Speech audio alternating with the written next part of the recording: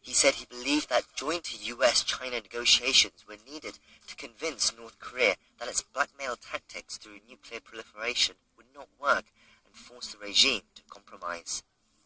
권장호, 아리랑 뉴스. Up north of the DMZ, the regime claims its latest test-fired missile is a newly developed precision-guided version that can hit a target with a margin of error of just 7 meters. Analysts outside the Hermit Kingdom noticed some progress. They did point out the accuracy is a big exaggeration. Kim Hyun-bin tells us more. North Korea's state-run Rodong Shinmun newspaper called it an anti-ship ballistic missile equipped with a precision guidance system. But military experts in South Korea believe it's actually a modified version of the Scud-ER missile. Analysts pointed out that the missile fired on Monday is the same kind first revealed in a military parade last month for the birthday of the regime's late founder, Kim Il-sung. The missile has frontal wings in what's known as a canard configuration and was on top of a mobile launch pad.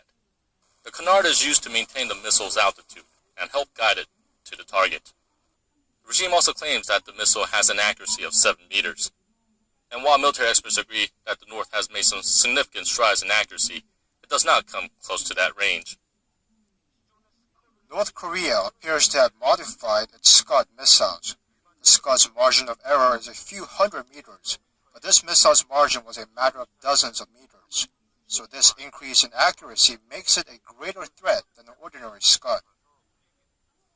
For example, North Korea's Rodong missile has a range of 1,000 kilometers and is only accurate within 3 kilometers, while Scud missiles fired from a distance of 300 kilometers are still only accurate to within 1 kilometer. To target ships requires precision and onboard radar that can track targets after launch, like a radar seeker or GPS.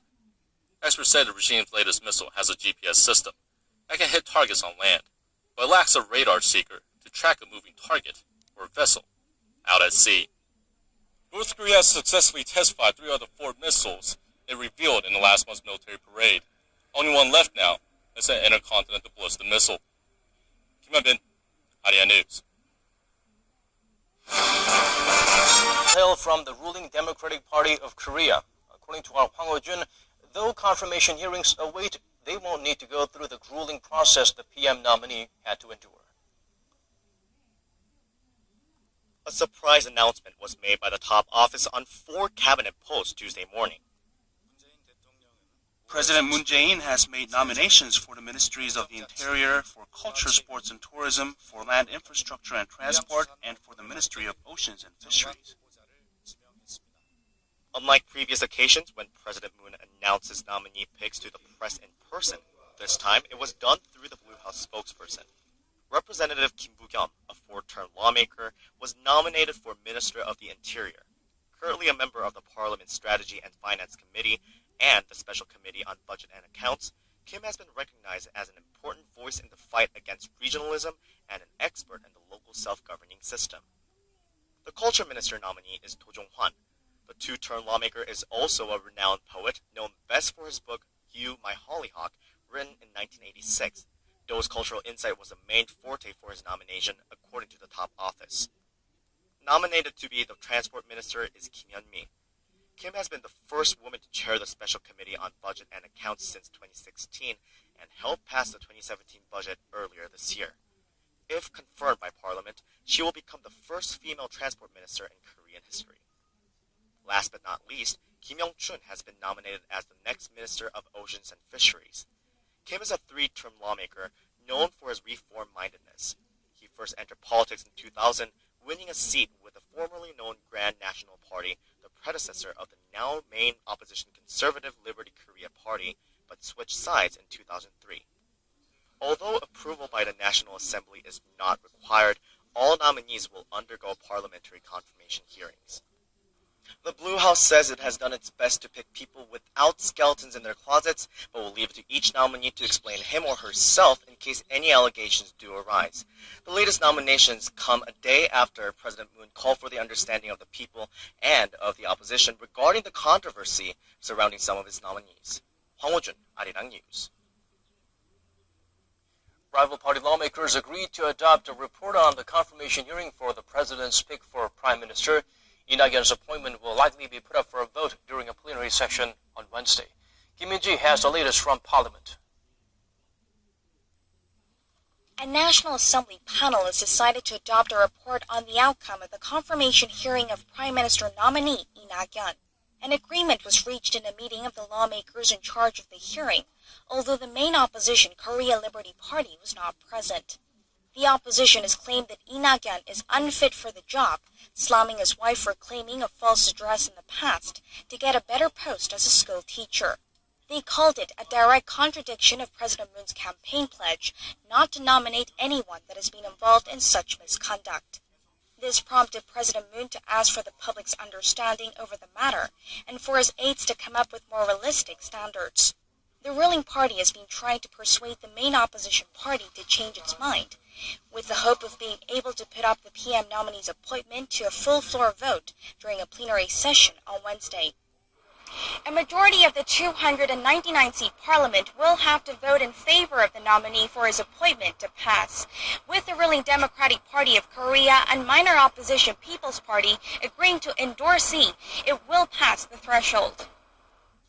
It wasn't smooth sailing either for the report on the hearing of Seo Hoon, who's been tapped to head the National Intelligence Service. The Parliament's Intelligence Committee was initially expected to adopt the report on Tuesday. However, some lawmakers requested that Seo first submit documents regarding his drastic increase in wealth. Seo's hearing was held on Monday, and he fielded a range of questions from lawmakers about his fitness for the job, from his views on North Korea and national security, as well as allegations regarding his personal life. Unlike the PM nominee, Seo's appointment does not require consent from Parliament. However, if he takes his post amid extreme opposition, critics say it could set the stage for more conflict down the road. Kim Min-ji, Arirang News. The President's Advisory Committee for Planning State Affairs held its first collaborative meeting with government ministries. The 2-hour event on Tuesday focused on the implementation of the Moon administration's job creation plan. It was chaired by Kim Jin-pyo, the head of the de facto transition team, and attended by officials from the Finance Ministry, Ministry of Personnel Management, Ministry of Government Administration and Home Affairs, Ministry of Employment and Labor, as well as the Ministry of Health and Welfare. Attendees discussed ways to hire 12,000 new public officials before the year is up.